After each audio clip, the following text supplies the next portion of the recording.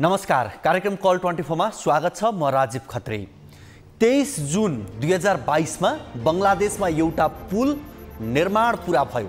त्यो पुलको नाम हो पद्मा मल्टिपर्पज ब्रिज। 6.15 किलोमिटर लम्बाइको पद्मा पुलको निर्माण सन् 2014 देखि सुरु भएको थियो। पुलको दुई मध्ये माथिल्लो तहमा गाडी चल्छ, तल्लो तहमा रेल चल्छ। 122 मिटर गहिरो पानीमा पुल बनाउने काम चान्चुने थियो होला र, तर पनि 3.2 अर्ब अमेरिकी डलर खर्च गरेर बंगलादेशले निर्माण गरेको पद्मा पुलले बंगलादेशको आर्थिक क्षेत्रलाई गतिशील बनाउँदैछ। यो प्रसंग किन पनि जोड्दैछौँ भने आकारमा नेपाल जत्तिकै बंगलादेशले 16 करोड जनसङ्ख्या बोकेको बंगलादेशको आर्थिक प्रगति उदाहरणीय बन्दैछ।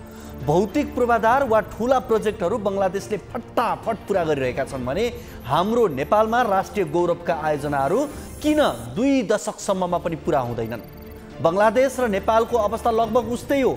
दुवै गरिब मुलुक हुन्, आकार पनि उस्तै छ। जनसङ्ख्याको भारत बंगलादेशमा बढी छ, तर पनि बंगलादेशले आर्थिक प्रगति गरिरहेको छ। ठुलठुला प्रोजेक्टहरू बंगलादेशमा तोकिएकै मितिमा हुन थालेका छन्। बंगलादेशले 3 खर्ब भन्दा बढी रकम खर्च गरेर पुल बनायो। त्यो पुलले भारतको कोलकातादेखि बंगलादेशको ढाका बीचको यात्रा 2 घण्टाले कम गर्नेछ। अर्थात् एउटै पुलका कारण बंगलादेशले पेट्रोलियम खपतमा उल्लेख्य कटौती गर्नेछ। समयको पनि बचत हुनेछ। प्रसंग के मात्रै भने बंगलादेशले यति ठुलठुला योजना तोकेकै मितिमा पूरा गर्न सक्छ भने यस्तो काम नेपालले किन गर्न सक्दैन?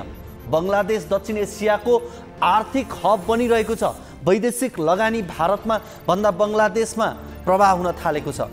दुनियाँभरमा सस्तो कपडा उत्पादन गर्ने मुलुकमा बंगलादेश अग्रपंक्तिमा छ। बंगलादेश कुनै स्रोतले भरिपूर्ण मुलुक पनि होइन, ठूलो क्षेत्रफल ओगटेको देश पनि होइन र पहिलेदेखि नै सम्पन्न मुलुक पनि होइन। बंगलादेशमा पुल बनिरहेका छन्, सडक बनिरहेका छन्, अर्थतन्त्रका लागि चाहिने सबै कुरा तयार भइरहेका छन्, तर नेपालमा नेताहरूको ध्यान चाहिँ सरकार बनाउने र गिराउने मात्रै भयो। आजको कार्यक्रममा ओखलढुङ्गामा 8 वर्षसम्म पनि बन्न नसकेको एक भवनको प्रसङ्ग छ। त्रिशुली नदीमा पहिले नै बनिसक्नुपर्ने पुल अझै बन्न नसकेको अर्को दुःखलाग्दो प्रसङ्ग पनि छ। झापामा उपचार अभावमा छटपटाएका एक व्यक्तिको प्रसङ्ग पनि आज हाम्रो कार्यक्रममा समावेश गरेका छौँ। यसको अलावा तपाईहरूको गुनासोलाई हामी कार्यक्रममा प्रत्यक्ष समेट्नेछौँ।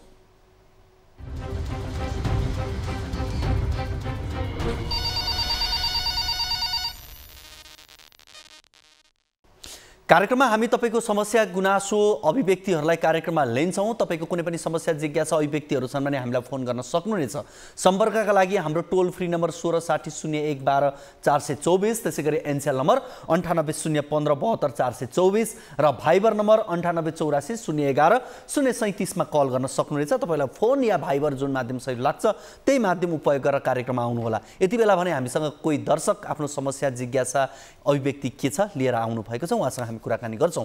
हजुर नमस्ते। नमस्ते हजुर, कहाँबाट को बोल्दै हुनुहुन्छ? म बजारबाट खास स्टाई घरमा गोर्खा हजुर हैन। हजुर। अनि एउटा हाम्रो गुनासो लिएर आएको थियो हामी। हजुर। सम्पर्क भयो। तपाईको नाम भन्नुहुन्छ? मोहन सिंह तामाङ। मोहन सिंह तामाङ। मोहन जी भन्नुस् त तपाईको समस्या? दोलखा जिल्ला सैरमा आएको हो मेरो घर। हजुर हजुर। एउटा समस्या के थियो भने हजुर हाम्रो त्यहाँ एउटा एम्बुलेन्स थियो हैन। हजुर। एउटा प्रतिष्ठान प्रताप सिंह भन्ने एउटा प्रतिष्ठान थियो, त्यसमा सरकार मार्फतबाट त्यहाँको जनतालाई सेवा सुविधा दिने गरेर एउटा एम्बुलेन्स खरिद गर्नु भएको रहेछ त्यो संस्थाले। हजुर। त्यो एम्बुलेन्स अहिले तपाईँको त्यो गाउँमा चाहिँ 1 दिनपछि त्यहाँको जनताले सेवा सुविधा नदिएर काठमाडौँमा चाहिँ सञ्चालनमा छ। केही मुठीभर मान्छेहरूले चाहिँ अब त्यसले कमाइ खाने भाँडो बनाएको छ, त्यहाँको जनतालाई सेवा सुविधा दिनु भन्ने कुरा एक दिन पनि छैन। त्यहाँको जनताले चाहिँ तपाईँको थोरको मूल्यमा तिरेर अझै तपाईँको त्यहाँ बोलेरोहरू प्रयोग गर्नु परेको छ बिरामीहरू काठमाडौँ ल्याउने क्रममा, अब त्यहाँ सदरमुख परिसरमा जानु परेकोहरूमा होइन। कोही त्यहाँ अब रुखबाट लड्छन् अथवा त्यहाँ भिडबाट लड्दा अथवा त्यहाँ बाइकहरू एक्सिडेन्ट पर्छ होइन। हरेक कुरामा पनि त्यहाँको जनता चाहिँ सेवा सुविधा पाएको छैन एम्बुलेन्सको होइन। त्यहाँको एम्बुलेन्स काठमाडौँमा चलिरहेको छ। अनि त्यहाँको जनताले चाहिँ तपाईँको त्यहाँको चाहिँ बोलेरोहरूलाई चर्को मूल्य तोक्नु हो त्यो पैसा तिरेर चलाउनु परेको अनि त्यस सम्बन्धी चाहिँ अब हजुरहरूले आवाज उठाइदिनु हुन्छ कि हाम्रो त्यहाँको जनताको आवाज उठाएर हाम्रो त्यहाँको समस्या समाधान गरिदिनुहुन्छ कि भनेर हजुर निवेदन गरेको मोहन सिंह तामाङ भन्नुभयो है यहाँले नाम? हजुर मोहनजी, अब हामी वडा अध्यक्षज्यूसँग कुराकानी गर्ने प्रयासमा छौँ है। उहाँसँग कुराकानी भयो भने तपाईँले यो समस्या जस्ता तस्तै उहाँसँग राख्नु होला। हजुर हजुर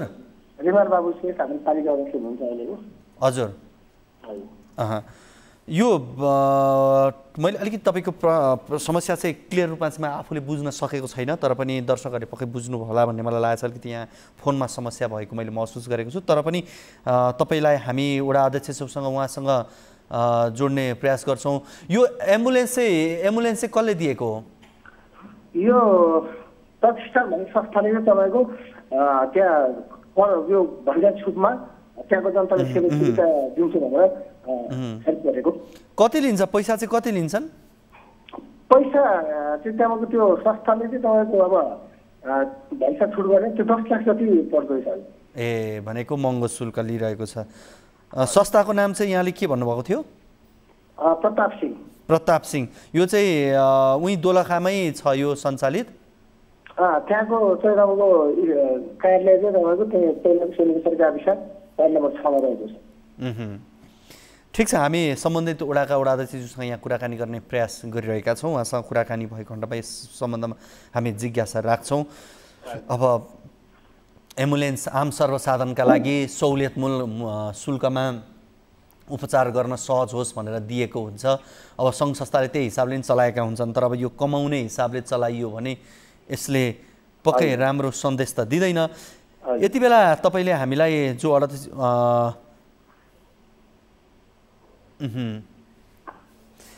रिमल बहादुर श्रेष्ठ हाम्रो फोन सम्पर्कमा हुनुहुन्छ, उहाँसँग हामी कुराकानी गर्छौँ। वडा अध्यक्षज्यू, यहाँलाई कार्यक्रम कल 24 मा स्वागत छ।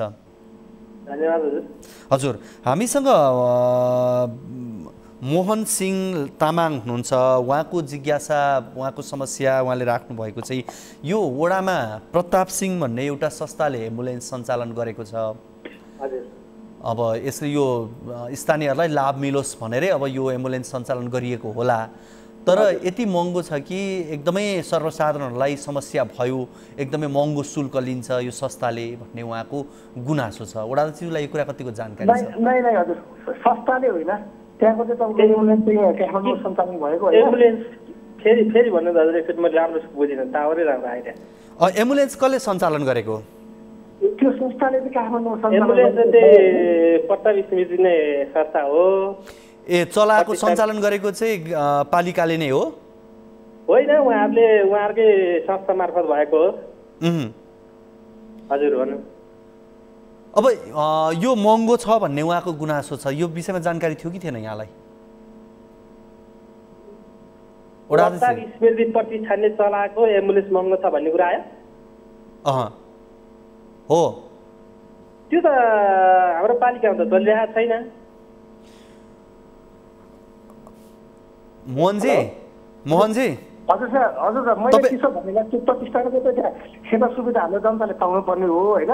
हजुर। त्यो सेवा सुविधा यहाँ नदियो, त्यहाँ गाउँमा नदिएर काठमाडौँमा मात्रै सञ्चालन गरेको भनेर मेरो गुनासो हो। ए त्यो चाहिँ जिल्लामा सञ्चालन हुनुपर्ने, काठमाडौँमा सञ्चालन भयो भन्ने चाहिँ तपाईँको गुनासो हो? पालिकामा सञ्चालन गर्नुपर्ने होइन? त्यो पालिकामा चाहिँ उहाँहरूले सेवा सुविधा दिन्छु भनेर उहाँहरूले प्रतिष्ठान गठन गरेर घन्टा छुटमा एम्बुलेन्स खरिद गर्नुभयो होइन? वडा अध्यक्षज्यू, अब बुझ्नुभयो है यहाँले पनि? हजुर। त्यहाँ तपाईँको त्यहाँको वडामा त्यहाँको पालिकामा सञ्चालन हुनुपर्ने, तर त्यो चाहिँ अहिले त्यहाँका लागि भनेर दिएको एम्बुलेन्स चाहिँ काठमाडौँमा सञ्चालन हुन्छ। सञ्चालन भयो हजुर। अनि हाम्रो माग भनेको त्यहाँको जनताले सेवा सुविधा। हजुर। अनि हाम्रो माग भनेको त्यहाँको जनताले कुरो अब प्रष्ट भयो। वडा अध्यक्षज्यू सुन्नुभयो? त्यस्तो छ, त्यहाँ वडाको लागि त्यहाँको लागि लगेको एम्बुलेन्स चाहिँ अहिले काठमाडौँमा सञ्चालन हुन्छ। म गाउँपालिका अध्यक्ष हुँ। वडा अध्यक्षज्यूलाई सोध्दैछु यति बेला। वडा अध्यक्षज्यू हजुर। हजुर हजुर हो वडा अध्यक्षज्यू, हजुर। अहिले तपाईको वडामा सञ्चालन हुनुपर्ने एम्बुलेन्स काठमाडौँमा सञ्चालन हुन्छ अरे हो? यो म चाहिँ गुनासो राख्ने हो हजुर। हजुरले बुझ्नु भएन? मैले वडा अध्यक्षज्यूलाई सोध्दैछु, अब तपाईँ बोलिरहनु भएको छ, त्यही भएर अलिकति यहाँ कन्फ्युज हो मैले सोध्नलाई पनि। वडा अध्यक्षज्यू, हस् हामी यो विषयलाई आगामी कार्यक्रममा जोड्छौँ, किनभने त्यसै पनि उहाँहरू बिचको यो कुराकानी मलाई सुरुमै अस्पष्ट भइरहेको थियो, मैले अलिकति बुझ्न पनि सकेको थिएन। वडा अध्यक्षज्यूसँग कुराकानी गरियो तर उहाँहरूको अलिकति आवाज बुझ्न हामीलाई थोरै समस्या भएको छ। हामी आगामी कार्यक्रममा यस विषयलाई थप जोड्नेछौँ र यसलाई हामी बुझ्ने प्रयास गर्छौँ। सम्भवतः उहाँले अन्तिममा भनेको कुरा चाहिँ सही हुनुपर्छ। वडाका लागि कुनै संस्थाले एम्बुलेन्स दियो, त्यो एम्बुलेन्स त्यहाँ सञ्चालन भएन, त्यो चाहिँ काठमाडौँमा सञ्चालन छ भन्ने उहाँको गुनासो रहेछ अहिले बुझ्दाखेरि। यो विषयमा हामी पछि फेरि कुराकानी गर्छौँ। यति बेला भने लागौँ पहिलो रिपोर्टतर्फ। नेताहरू आफै ठेकेदार छन्, कोही शिक्षाका व्यापारी छन्, कोही स्वास्थ्य क्षेत्रलाई मुठ्ठीमा राख्ने छन्, नेतागिरीलाई कमाउने माध्यम बनाउनेहरू पनि जति पनि छन्। गाउँदेखि केन्द्रसम्म ठुलो फौज छ जसले देशको ढुकुटी आफ्नो नियन्त्रणमा राख्छ। जो नेता ठेकेदार होइनन्, व्यापारी उद्योगी होइनन्, तिनले पनि आफ्नो सम्बन्ध यस्तैसँग बढी राख्छन्। जनतासँगको साइनो चाहिँ 5 वर्षमा एकपटक भोटको बेला मात्रै हो। जिल्लाका सरकारी ठेक्का यिनैको हातमा पार्छन्, मोबिलाइजेसनको रकम पनि लिन्छन्, योजना ओगटेर पनि राख्दा रहेछन्, तर निर्माण सम्पन्न चाहिँ तब मात्र गर्दा रहेछन् जब तिनले आवश्यक ठान्छन्। ओखलढुङ्गाको तत्कालीन जिल्ला शिक्षा कार्यालयको भवन ठेक्का सम्झौता भएको 8 वर्ष बितिसक्दा पनि अझै बन्न सकेको छैन। सम्झौता मितिले 18 महिनामै निर्माण सम्पन्न गरिसक्ने भनिए पनि राजनीतिक आडमा ठेकेदारबाट अहिलेसम्म भवनको जग हाल्ने भन्दा अन्य काम भएको छैन। जग हालेको स्थान समेत अहिले जङ्गलमा परिणत हुँदै गएको छ। भवन नबनेपछि यसअघि छुटिएको बजेट समेत फ्रिज भएर पुनः नयाँ ठेक्कामा जाने प्रक्रियामा छ। ओखलढुङ्गाबाट टिभी जर्नलिस्ट राज दयालको यो रिपोर्ट हेरौँ।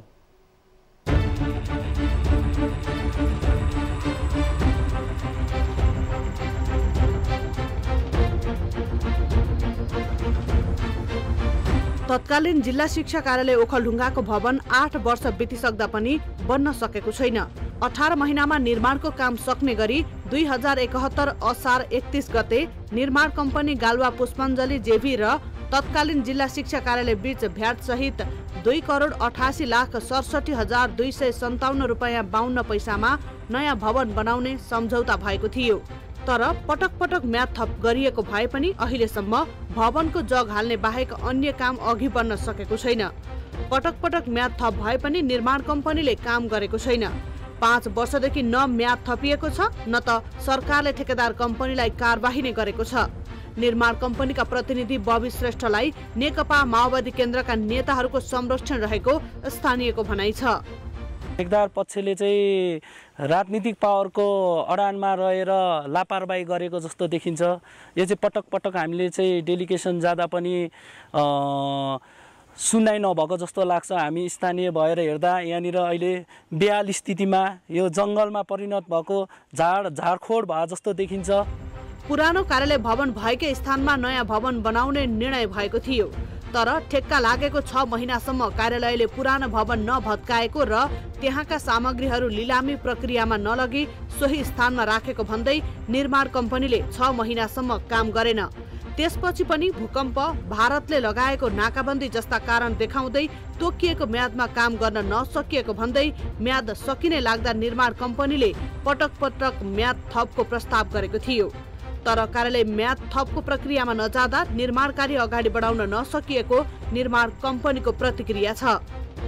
पुरानो भवन भत्काउनु र सरसफाइ गराउनुलाई करिब 11 महिना जति लगाए। एक त्यो भयो हैन। त्यसपछि अनि हामीले काम सुरु गर्यौँ। काम सुरु गर्दै यहाँ अब तपाईँको क्वान्टिटीहरूको अलिक बाटोको नि समस्या थियो। अनि गर्दै अब बिचमा कामसाम गरियो। त्यसपछि अब हामीले म्याच सक्यो भुइँचालो। अब त्यतिखेर करिबन भुइँचालो पनि आयो। त्यसपछि नाकाबन्दी भयो तराईको उसले गर्दा सामानहरू कठिनाइ भयो। पछि अनि पटक पटक म्याद थप काम प्रोसेस गर्दै थियो। पटक पटक म्याद थप गरिदिनु भनेर धेरै म विभाग मन्त्रालय पनि धेरै गएँ। अनि म्याथ अब यहाँ जिल्लालाई दिने उहीँ जानु भन्छ यहाँ जिसु साहब त्यतिखेरको अब जिसु साहबहरूले म्याथ थपको प्रक्रियालाई नै उनै गर्दैन अनि भएको चाहिँ अलिकति ढिलो भयो। 5 तलाको सुविधा सम्पन्न सो भवन निर्माणका लागि माटो कटिङ र जग हाल्ने क्रममै निर्माण कम्पनीले यसअघि पेशकी स्वरूप पहिलो र दोस्रो किस्ता भन्दै 26 लाख रुपैयाँ भुक्तानी लिएको थियो। यसअघि भएको कामको 17 लाखको मूल्याङ्कन गरेर कम्पनीले लिएको 26 लाख मध्ये 9 लाख रुपैयाँ कार्यालयले फिर्ता गरेको छ। तर अब भवन निर्माणको म्याद समेत सकिएको र रकम समेत फ्रिज भएका कारण पुरानो ठेक्का रद्द गरेर नयाँ ठेक्काको प्रक्रियामा कार्यालय अघि बढेको छ। ठेक्का अवधिभरमा भवन बन्न सकेन विविध कारणले। त्यो बेलादेखि हालसम्म म्याद थप पनि नभएको र अहिले चाहिँ नि म्याद थप माग पनि नभएको र धरोटी पनि उसको बाँकी नरहेकोले यो भवनलाई अगाडि यही अवस्थामा अगाडि म्याद थप गरेर बनाउन सक्ने अवस्था रहेन। अबको अवस्था के हो भने ठेकदारहरूको बिचमा हाम्रो समझदारी पनि भइसकेको छ। त्यो समझदारी के हो भने उहाँले काम गरेको मूल्याङ्कन र उहाँले भुक्तानी लगेको बाँकी पैसा उहाँले फिर्ता गर्ने राजस्व खातामा हाल्ने र सहमतिको आधारमा ठेक्का तोडेर नयाँ ढङ्गले अगाडि बढ्ने सहमति भएको छ र अब नयाँ प्रक्रियाबाट भवनको कार्य थालनी हुन्छ। तत्कालीन जिल्ला शिक्षा कार्यालयको भवन निर्माणको ठेक्का लागेदेखि अहिलेसम्म 10 जना तत्कालीन जिल्ला शिक्षा अधिकारी तथा इकाइ प्रमुख फेरिए। तर यति समयसम्म पनि भवन निर्माणको काम जगमै सीमित हुनु जिल्लाका लागि लज्जास्पद विषय बनेको छ। यता नयाँ भवन बनाउन भनेर पुरानो भवन भत्काइएपछि विगत 8 वर्षदेखि तत्कालीन जिल्ला शिक्षा कार्यालय वार्षिक 8 लाख रुपैयाँ तिरेर भाडाको घरबाट सञ्चालन हुँदै आएको छ। यसरी ठेक्का लिएर निर्माण कार्य अलपत्र पार्ने निर्माण कम्पनीको कारण राज्यले ठूलो आर्थिक भार समेत बेहोरी रहनु परेको छ। यसै विषयमा कुराकानी गर्नका लागि यति बेला हामीसँग ओखलढुङ्गाबाट स्थानीय यौवन ताम्राकार हाम्रो फोन सम्पर्कमा हुनुहुन्छ। उहाँसँग कुराकानी गर्छौँ। ताम्राकारजी, यहाँलाई कार्यक्रम कल 24 मा स्वागत छ। नमस्कार। हजुर, अब हामीले यो शिक्षा कार्यालयको भवन बन्न यति लामो समय लागेको एउटा प्रसङ्गको रिपोर्ट राख्यौँ। वास्तवमा यति ढिलो हुनुपर्ने कारण के रहेछ? यहाँहरूको बुझाइ के हो? हाम्रो बुझाइ भन्नुपर्दाखेरि अब यो चाहिँ राजनीतिक दलका आडमा रहेर ठेकदारहरूले चाहिँ लापरवाही गरेको बुझ्न सकिन्छ। विगत लामो समयदेखि चाहिँ अब यसलाई हामीले बारम्बार डेलिगेसन जाँदाखेरिलाई चाहिँ यसलाई व्यवस्था गरेर उहाँहरूले चाहिँ राजनीतिक दलका आडमा रहेर चाहिँ उहाँहरूले काम गर्नु भइरहेको र यसको जिम्मेवारी सम्बन्धित व्यक्तिहरूले चाहिँ कारबाही गर्न नसकेको बुझिन्छ। भनेको यो गालुवा पुष्पाञ्जली जेबी यसका प्रतिनिधिहरू चाहिँ राजनीतिसँग नजिक हुनुहुन्छ। विशेष गरी बबी श्रेष्ठ हेर्ने भने त उहाँ नेकपा माओवादीसँग नजिक पनि हुनुहुँदो रहेछ, होइन? हजुर हजुर। भनेको दलहरूकै आडमा यस्ता कामहरू भएका हुन्। हजुर, यहाँको सम्बन्धित व्यक्तिले पनि हामी बारम्बार डेलिगेसन जाँदा पनि उहाँहरूले चाहिँ कारबाही गर्नु सक्नु भएको छैन यसलाई। भनेको दलकै दलमा आबद्ध भएको कारणले गर्दा कारबाही गर्न सकिएन। अहिले यो भवन नबन्दाखेरि चाहिँ शिक्षा समन्वय कार्यालय चाहिँ कहाँ कसरी सञ्चालन भइरहेको छ? यसलाई चाहिँ अब भवन बन्नु नसक्दा चाहिँ हामीलाई उहाँहरूले चाहिँ अफिस भाडामा लिएर बस्नु भएको छ। अहिलेसम्म उहाँ चाहिँ अब भाडामै लिएर चलाइराख्नु भएको छ भवनहरू चाहिँ, अफिसहरू चाहिँ अहिलेसम्म भाडाकै उसमा राज्यलाई दोहोरो खर्च भइरहेको छ। एकातर्फ भवन समयमा बनिएन। हजुर, राज्य कोषको चाहिँ दोहोरो खर्च भएर बसिराख्नु परेको छ। हुन्छ, यहाँले कुराकानी गरिदिनु भयो र यहाँहरूको आफ्नो बुझाइ, यहाँहरूले भोगिरहेको देखिरहेको यो समस्यालाई यहाँले उजागर गरिदिनु भयो। कुराकानीका लागि यहाँलाई धेरै धेरै धन्यवाद। धन्यवाद। हस्, हामीसँग हुनुहुन्थ्यो स्थानीय यौवन ताम्राकार। यसै गरी हामी ठेकेदार कम्पनीका प्रतिनिधिसँग पनि कुराकानी गर्ने प्रयासमा छौँ। हामीले यो तत्कालीन जिल्ला शिक्षा कार्यालय ओखलढुङ्गाको भवन 8 वर्ष बितिसक्दा पनि बन्न नसकेको प्रसङ्गको रिपोर्ट राखेका छौँ र यो 18 महिनामा निर्माण काम सक्ने गरी 2071 असार महिनामा निर्माण कम्पनी यो गालुवा पुष्पाञ्जली जेबी र तत्कालीन अवस्थाको जिल्ला शिक्षा कार्यालय बीच भ्याटसहित 2,68,67,257 रुपियाँ 72 पैसामा नयाँ भवन बनाउने सम्झौता भएको थियो। तर पटक पटक म्याद थप गरिएको भए पनि अहिलेसम्म भवनको जग हाल्ने बाहेक अन्य काम अघि बढ्न सकेको छैन। पटक पटक म्याद थप भए पनि निर्माण कम्पनीले काम गरेको छैन। 5 वर्षदेखि न म्याद थपिएको छ न सरकारले ठेकेदार कम्पनीलाई कारबाही नै गरेको छ। निर्माण कम्पनीका प्रतिनिधि बबी श्रेष्ठलाई नेकपा माओवादी केन्द्रका नेताहरूको संरक्षण रहेको स्थानीयहरू नै बताउँछन्।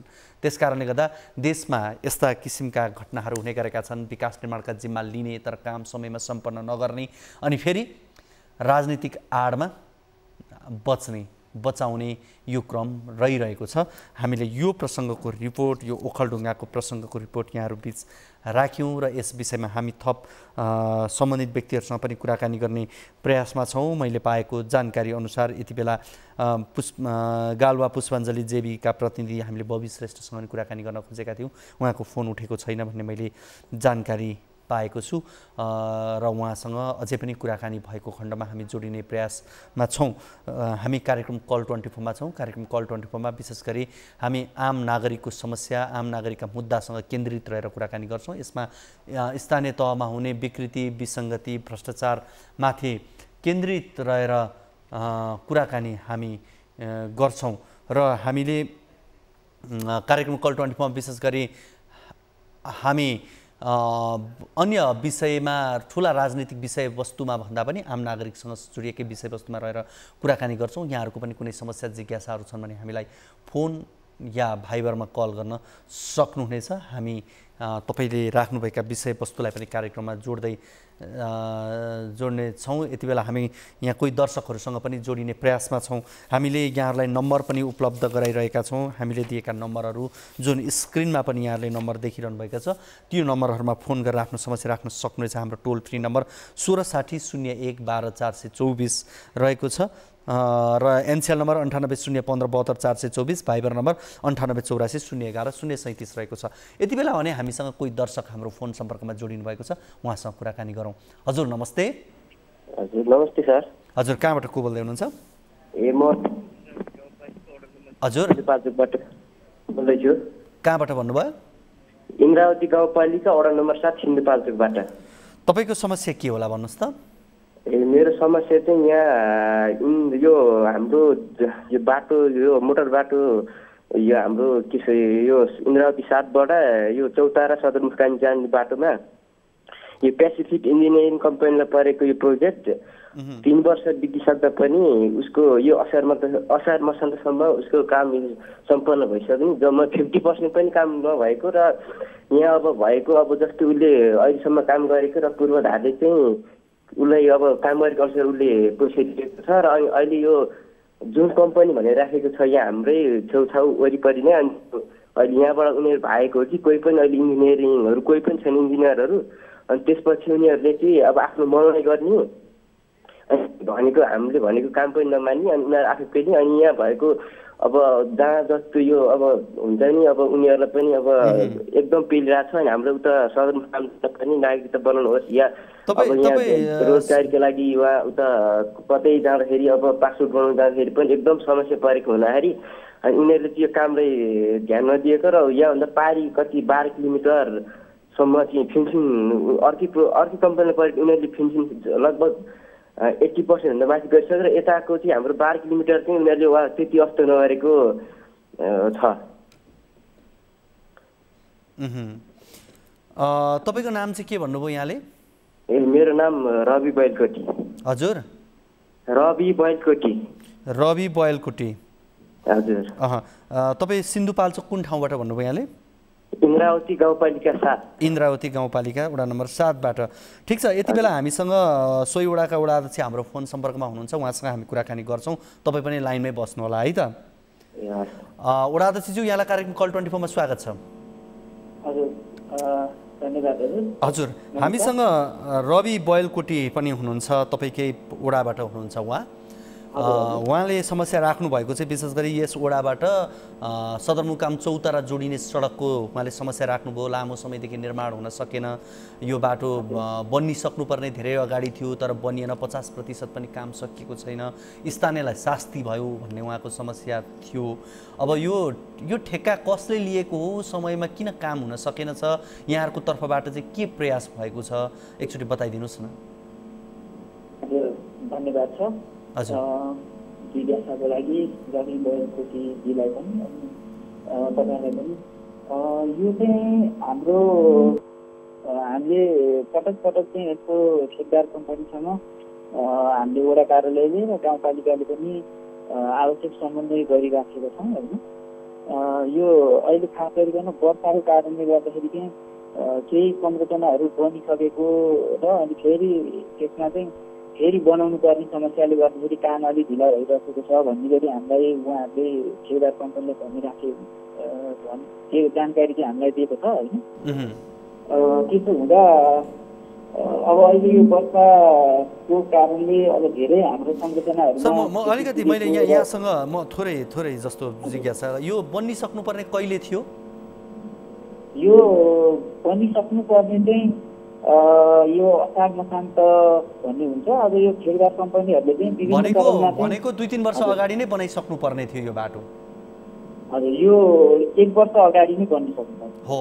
अनि अब बर्खा लाग्छ, हिउँदा लाग्छ भन्ने कुरा त सबैलाई थाहा छ, त्यही अनुसारले त्यो मापदण्ड पनि बनाइएको हुन्छ, यति समयभित्र सक्छु भनेर ठेकेदार कम्पनीले भनेको पनि हुन्छ। अब यो गरिसकेपछि काम नसक्ने कम्पनीलाई दबाब दिने या अर्को केही यहाँहरूको तर्फबाट हुनु पर्थ्यो होला। अब उहाँहरूले भनिदिनु भयो, तपाईँहरूले पत्याइदिनु भयो भने जस्तो भयो क्या यो त?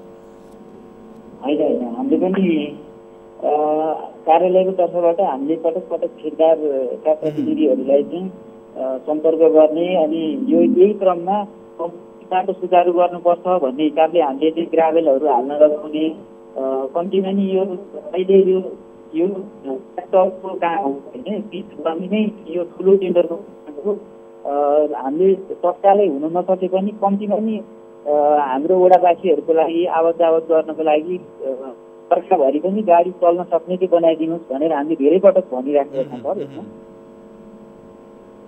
तर सुनवाई भएन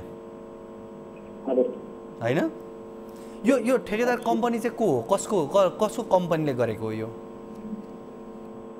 यो ठेकेदार कम्पनी मलाई ठ्याक्कै अहिले चाहिँ म नोटमा छैन, म अलिकति बाहिर छु होइन। ए हजुर, भनेको तपाईँलाई यो विषयमा अलिकति धेरै जानकारी पनि छैन जस्तो छ।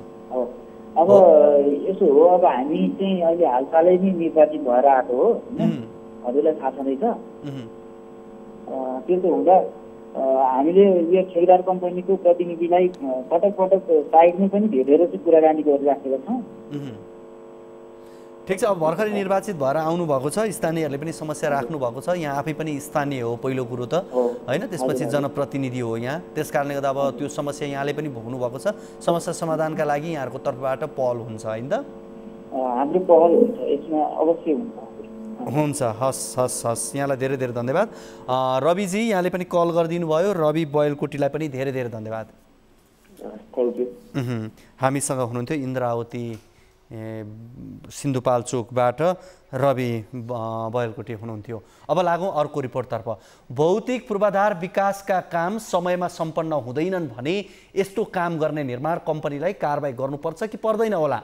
नेपाल बाहेक दुनियाँका अधिकांश मुलुकमा भौतिक पूर्वाधार निर्माण गर्ने कम्पनीहरूले आफूले बनाएका संरचनाको समयावधि ग्यारेन्टी गर्छन्। करोडौं रुपियाँमा बन्न लागेका संरचना कहिलेसम्म बन्छन् भन्ने ग्यारेन्टी नै हुँदैन भने त्यस्ता कम्पनीलाई किन जिम्मेवारी दिने प्रश्न छ। पृथ्वी राजमार्गको मलेखु र आरुवा स्टारलाई जोड्ने त्रिशुली नदीमाथि निर्माण भइरहेको पक्की पुलको काम सुरु भएको 2 वर्षमा काम सम्पन्न हुने भने पनि 3.5 वर्ष भइसक्दा पनि जम्मा 3% मात्रै काम सम्पन्न भएको छ। धादिङबाट टिभी जर्नलिस्ट बासु श्रेष्ठले पठाएको यो रिपोर्ट हेरौँ।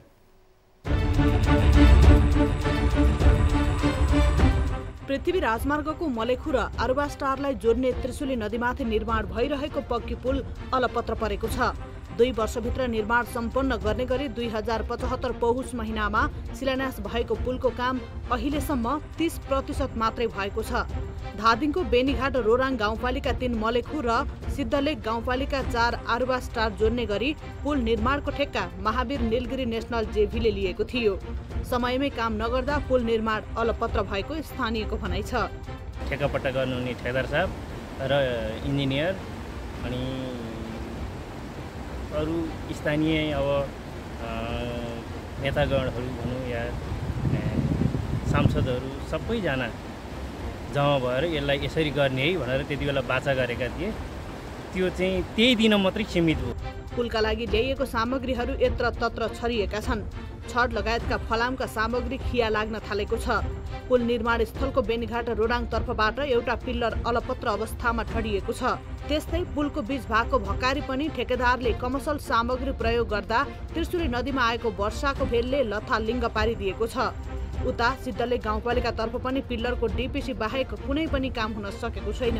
सरकारले काममा लापरवाही गर्ने र समयमा नै काम नगर्ने निर्माण कम्पनीलाई कारबाही गर्ने भनिए पनि कुनै प्रक्रिया अघि नबढाएको भन्दै स्थानीयले आक्रोश व्यक्त गरेका छन्। यहाँ चाहिँ इन्जिनियर र अर्को एकजना सुपरभाइजर भन्ने छन्, उनीसँग चाहिँ भेट भइरहन्छ। उनी चाहिँ आउन जाने गर्थे, यहीँ बस्थे, ल हुँदैछ। अनि के भयो त किन रोकियो भने उताबाट सामान पठाएको छैन या पैसा तिरे छैन, त्यो भाले सामान आएन भन्दै त्यतिकै टारेर राख्थे उनले चाहिँ। पुल निर्माणको शिलान्यासमा ठेकेदार कम्पनीका युवराज डाँगीले 2 वर्षभित्र काम सक्ने प्रतिबद्धता समेत व्यक्त गरेका थिए। तर 3.5 वर्षदेखि अवस्था जस्ताको त्यस्तै छ। पुल निर्माणका लागि पटक पटक डोजर चल्छ, तर डीपीसी गरेको स्थानमा हिलो र पानी मात्रै जम्ने गरेको छ।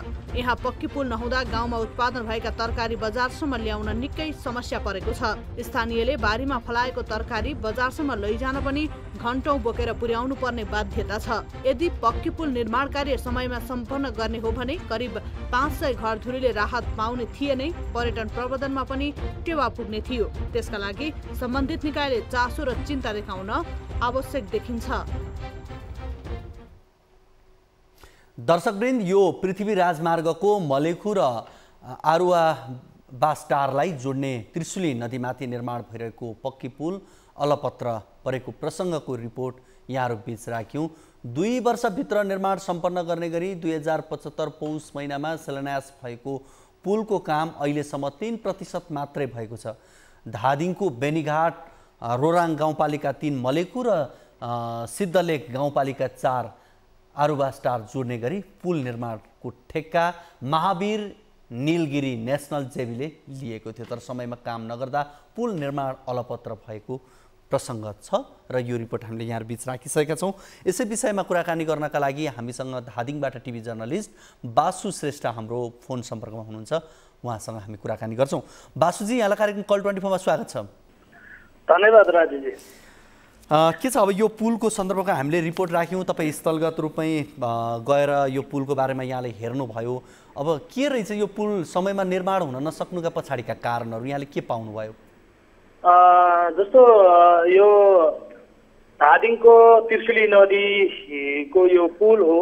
धादिङको बेनीघाट रोराङ गाउँपालिका र सिद्धलेक गाउँपालिका जोड्ने यो पुल 2075 पुष 10 गते शिलान्यास भएको थियो।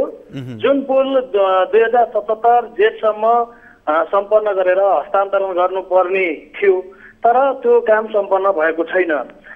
जुन काम 14 करोडमा ठेक्का लिएको महावीर नीलगिरी जेबी कन्स्ट्रक्सनले लिएको थियो र उसले विभिन्न बाहना जस्तै रड नपाउने विभिन्न बाहना बनाउँदै यो पुलको निर्माणको काम भने एकदमै ढिला सुस्तीमा मात्र गरेको छैन, एकदमै लापरवाही गरेको त्यहाँको जुन रिपोर्टिङमा जाँदा त्यस्तो अवस्था देखिन्छ राजीव। जुन 2075 पुष 10 गते शिलान्यास गर्दा भव्य कार्यक्रम गरेर त्यहाँ शिलान्यास गरेको थियो। जस्तो यो पुल यस्तै पुल करिब आधा दर्जन पुल धादिङको त्रिशुली नदीमा सँगसँगै यही जुन बजेटमा परेको थियो र अन्य स्थानमा काम सम्पन्न भइसकेको छ भने केही ठाउँमा हस्तान्तरण गर्नुपर्ने बाँकी रहेको छ। तर यो आरुबा स्टार र मोलेखु जोड्ने यो पुल अहिले यो कार्यक्रम यो जुन सम्पन्न गर्न नसक्दाखेरि त्यहाँका स्थानीयहरू आजित हैरानी र दुःख र कष्ट बेहोर्न बाध्य छन्। राजीव, जुन कुराले त्यहाँका घर जस्तो बनाउनु पुनर्निर्माणको लागि बनाउनु पर्ने घरहरू निर्माण सामग्री ओसार पसार गर्न समेत अप्ठ्यारो परेको त्यहाँका स्थानीयहरूले बताएका छन्। यो विषयमा तपाईको विशेष गरी महावीर यो नीलगिरी नेसनल जेबीका सञ्चालक युवराज डाँगी भनेर भनिएका छन्, उनीसँग कुराकानी भयो कि भएन, उनी के भन्छन्, के रहेछ खास? जुन यो नम्बर जुन युवराज डाँगीको नम्बरमा मैले कल गरेको थिएँ, उहाँको फोन सम्पर्क हुन सकेन र उहाँ त्यहाँ जुन निर्माण स्थलमा नआएको करिब 1.5 वर्षभन्दा लामो समय भइसकेको छ। जुन गत 2078 मङ्सिरमा शीतलेखपट्टिको साइडमा पिल्लर राख्नको लागि डिपिसी गरेको छ। त्यो डिपिसी पनि पुरै अलपत्र अवस्थामा छ। जुन त्यो डिपिसी गर्दाखेरि त्यो राखेको रड खिया लाएर सबै खराब भइसकेको अवस्था छ, तर पनि त्यो काम सुरु हुन सकेको छैन। र अन्य ठाउँहरूमा अन्य आधा दर्जन मध्ये त्रिशुली नदीमा अन्य ठाउँमा चाहिँ काम सम्पन्न भइसकेको अवस्था भने यो काम एकदमै ढिला सुस्ती एकदमै लापरवाही गरेको अवस्था छ। र यदि त्यस्तै भयो भने यही ठाउँमा त्यो रड राखेर काम गर्ने हो भने एकदम खतरा हुन सक्ने सम्भावना पनि त्यतिकै छ। राजीव, बासु धेरै जसो ठाउँमा हेर्ने हो भने यस्ता विकास निर्माणका कामहरू अलपत्र पार्नेहरूमा ती ठेकेदारहरू कि कुनै राजनीतिक दलमा आबद्ध हुन्छन्, ती नेता नै हुन्छन् कि नेताका नजिकका हुन्छन्, यस्तै अवस्था रहेको छ।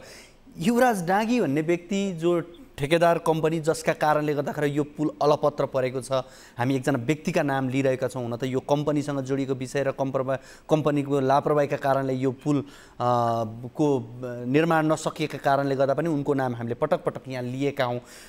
के कारण हो उनीमा चाहिँ यो समयमा काम गर्न नसक्दा पनि राज्यका संयन्त्रहरू ठुलो हेरेर बस्नुपर्ने यो बाध्यात्मक अवस्था चाहिँ के रहेछ?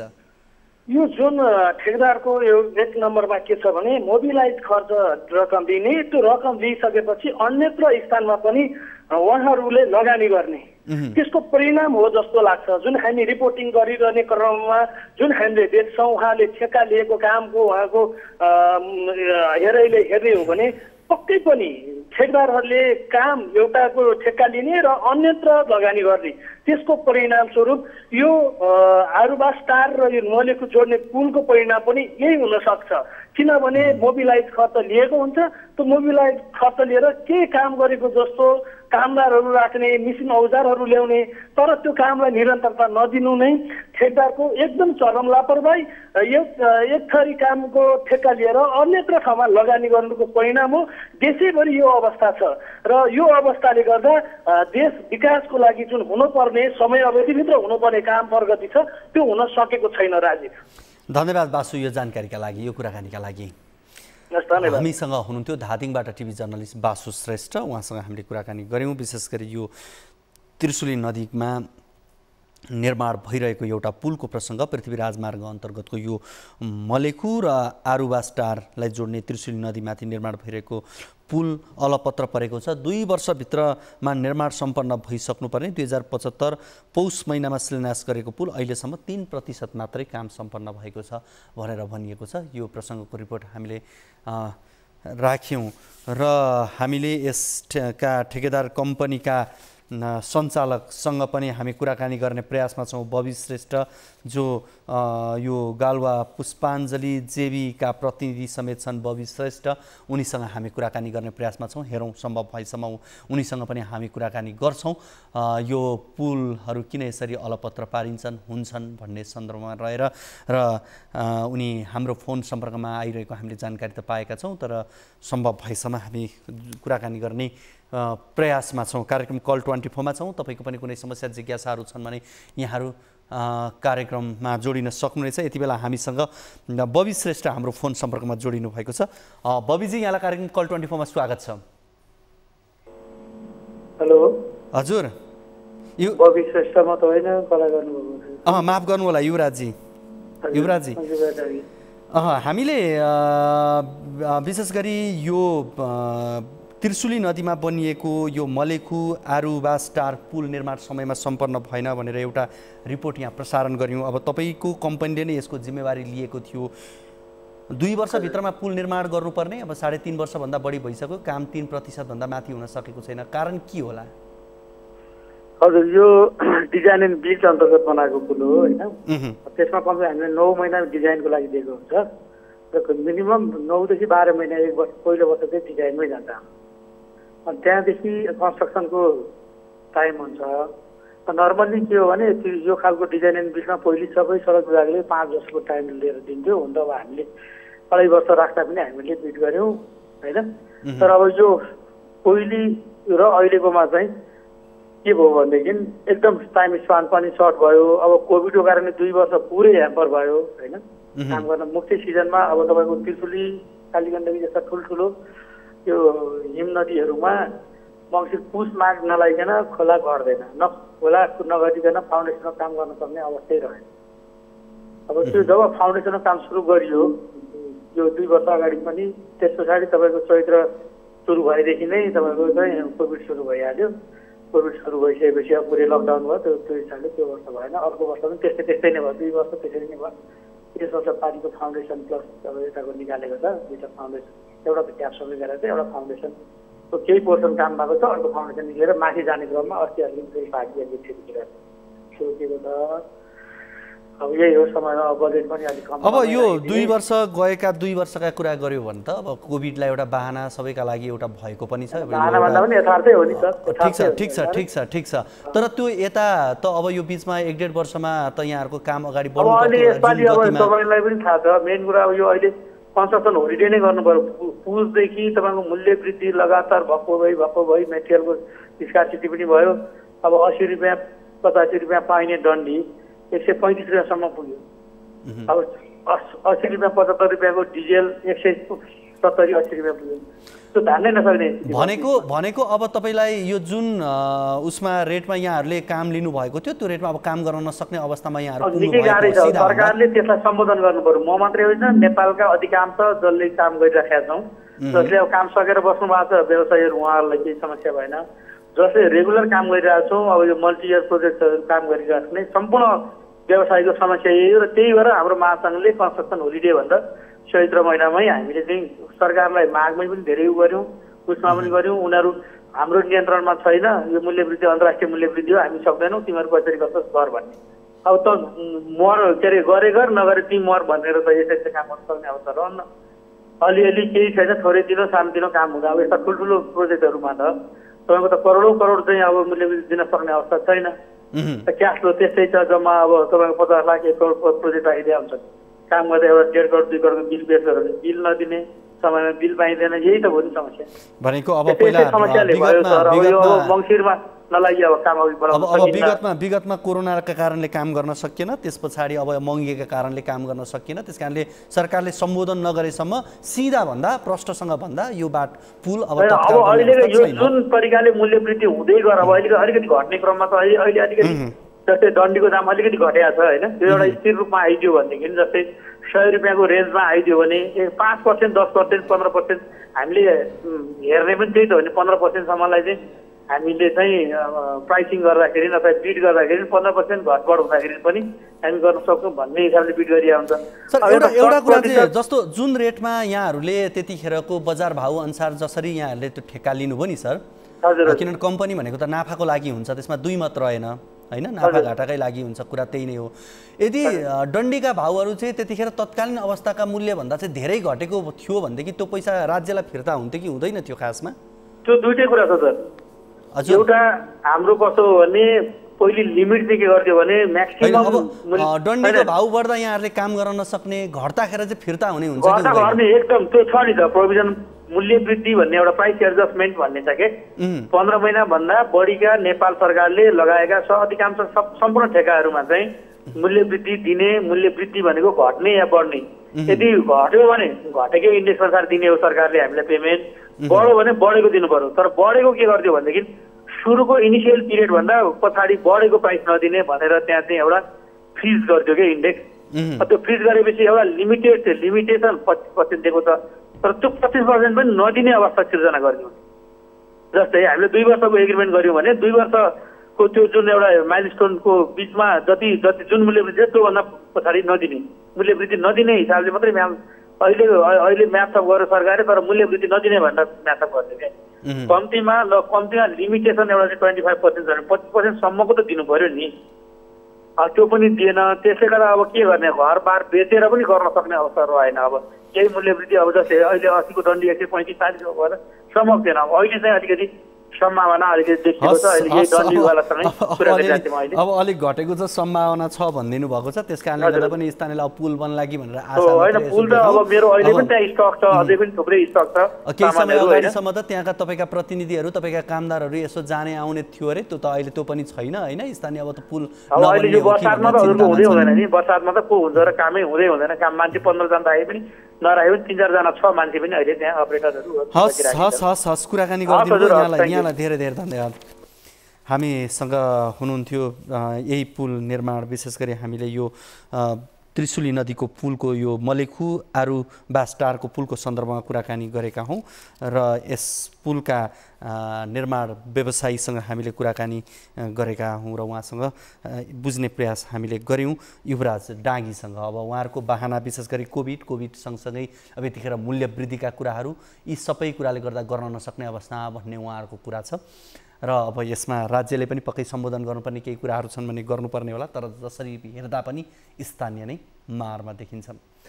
अब लागौँ अर्को रिपोर्टतर्फ। दुर्घटनामा परि गाडी फरार भएपछि घाइते भएका झापा मेची नगरका गोविन्द तामाङको उपचारमा समस्या भएको छ। गाडीको ठक्करबाट सख्त घाइते भएका मेची नगर 8 नमुना टोल निवासी 35 वर्षीय तामाङको आर्थिक अवस्था कमजोर भएका कारण उपचारमा समस्या भएको हो। झापाबाट टिभी जर्नलिस्ट युवराज आचार्यको यो रिपोर्ट हेरौँ।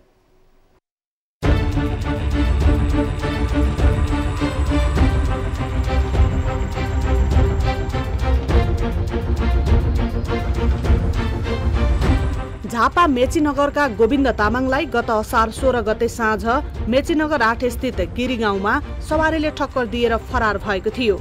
बाटोमा मरासन्न हुने गरी टाउको, कान, घिच्चु, कुम, हात खुट्टा लगायत शरीरभरि घाइते बनाएर फरार भएको गाडी अझैसम्म पनि प्रहरीले फेला पार्न सकेको छैन। दुर्घटना भएको 3 हप्ता बितिसक्दा समेत ठक्कर दिएर फरार गाडी फेला नपर्दा बिर्तामोडको बीएनसी अस्पतालमा भर्ना भएका तामाङको उपचारमा थप समस्या भएको परिवारले जनाएका छन्। पनि अब गाडी भेट्न सकेका छैन, प्रशासनले पनि खै चासो नगरेको के गरेको हुन्छ औषधि गर्नुहोस् न, जसरी भए पनि हस्पिटलले गर्नु काम हो त उनीहरूको भन्छ। ज्यालादारी काम गरेर परिवारको गुजारा चलाउँदै आएका तामाङ सवारी दुर्घटनामा परि अस्पताल भर्ना भएपछि अहिले उनको परिवारको समेत बिचल्ली भएको छ। आर्थिक अवस्था कमजोर रहेका तामाङ उपचारको करिब 8 लाख रकम बीएनसीलाई तिर्न नसकेर अहिले अस्पताल नै बस्न बाध्य छन्। स्वदेश तथा विदेशबाट करिब 2 लाख रुपैयाँ रकम संकलन भए पनि बाँकी रकम अझै पनि संकलन हुन नसकेको तामाङ बचाउ अभियानमा जोडिएका सामाजिक अभियन्ताहरू बताउँछन्। साथै स्थानीय जनप्रतिनिधि पनि आफ्नो नागरिकको स्वास्थ्य अवस्थाप्रति गम्भीर हुनुपर्ने बताउँछन्। अब उसको चाहिँ अहिले चाहिँ नर्मल कन्डिसनमा आइसकेको छ। अब बीएनसीमा चाहिँ राखेर उसलाई उपचार गर्दा अलिकति बिल चाहिँ बढ्दै जाने भएको कारणले र उसले हामीले चाहिँ पछि निकाल्न समस्या हुने भएको कारणले उसलाई अहिले तत्कालको बिल पे गरेर चाहिँ मेची अञ्चल अस्पतालतिर, सरकारी अस्पतालतिर राखेर चाहिँ उपचार गर्न पाए यसलाई हामीलाई पनि सहज हुन्थ्यो र यसमा सबै साथीभाइहरूलाई चाहिँ के अरे सामाजिक अभियन्ताहरूलाई चाहिँ मेची नगर नगरपालिका होइन वडा कार्यालय र चाहिँ प्रशासन चाहिँ हाम्रो प्रहरी कार्यालयका चाहिँ अलिकति सक्रिय तरिकाले लागेर यो भाइको एक्सिडेन्ट कसरी भयो, कहाँ भयो, कुन गाडी ल्याउने हो यो विषयमा अलिकति गम्भीर तरिकाले लागिदिन हुनको लागि र यो सबै जना लागेर यो भाइको उपचारको निमित्त बचाउनको लागि। सवारी दुर्घटनामा परि घाइते भएका गोविन्द तामाङको घटनाले आफूहरूलाई चिन्तित बनाएको जनप्रतिनिधिहरू बताउँछन्। यो एउटा ठुलो समस्याको रूपमा आएको छ। अब यसलाई स्थानीय सरकारले पनि यसको लागि दायित्व निर्वाह गर्नुपर्छ भनेर मैले मेयर साहब उपमेयर साहबसँग पनि कुरा भएको छ। बोर्ड बैठकमा यसलाई हामीले छलफल गरेर अब के कति गर्न सकिन्छ हामी सहयोग गरौँला भन्ने कुरा त्यहाँबाट पनि आएको छ। अहिले मेयर साहबसँग पनि आज बिहान पनि कुरा भएको छ र बोर्ड बैठकले निर्णय गरेर भोलि हामी के कति गर्न सक्छौँ भन्ने कुरा चाहिँ उहाँले पनि राख्नु भएको छ। सम्भवतः छिटै अब नगरपालिकाले पनि मिटिङ गर्ला त्यो यो विषयमा। र सबभन्दा ठुलो कुरा चाहिँ अब दुर्घटना भयो, दुर्घटना अहिलेसम्म पत्ता नलाग्नु र प्रशासनले त्यसलाई पत्ता लगाउन नसक्नु चाहिँ अत्यन्तै एउटा कमजोरी अवस्था हामीले पनि बुझेका छौँ। अब यो प्रशासनले धेरै अनुसन्धान गरेर पत्ता लगाउनु पर्ने हो जस्तो हामीलाई लाग्छ, तर अब पत्ता लाग्न नसक्नुले गर्दाखेरि चाहिँ हामी अत्यन्तै ठुलो एउटा समस्यामा छौँ अहिले। दुर्घटनामा परि फरार रहेको गाडीको खोजी कार्य भइरहेको प्रहरी कार्यालय झापाले जनाएको छ। दोषी उम्केर जान नसक्ने बताउँदै यस घटनालाई महत्त्वका साथ लिएर अनुसन्धान गरिरहेको प्रहरी बताउँछन्। यो काकडभिट्टामा मुद्दा दर्ता भएर त्यहाँबाट अनुसन्धान भइरहेको छ र अहिले पनि प्रयास जारी नै छ। त्यो खोज्ने क्रम चाहिँ अहिले पनि जारी नै छ। अहिलेसम्म चाहिँ गाडीको सम्बन्धमा चाहिँ कुनै पनि कुरा खुल्न नसकेको हुनाले प्रयास चाहिँ जारी नै छ। ठक्कर दिएर फरार गाडी यतिका दिन बितिसक्दा समेत दोषीलाई कारबाही गर्नु त परको कुरा, पक्राउ समेत गर्न नसकेको भन्दै आम नागरिकले प्रहरी प्रशासनको आलोचना गर्न थालेका छन्। यसरी नागरिकबाट प्रहरी प्रशासन आलोचित हुनु पक्कै राम्रो होइन। तसर्थ प्रहरीले चाँडोभन्दा चाँडो दोषीलाई पक्राउ गरी आवश्यक कारबाही अगाडि बढाउँदै नागरिकको सुरक्षा प्रत्याभूति हुने गरी आफ्नो जिम्मेवारी निर्वाह गर्नुपर्ने देखिन्छ।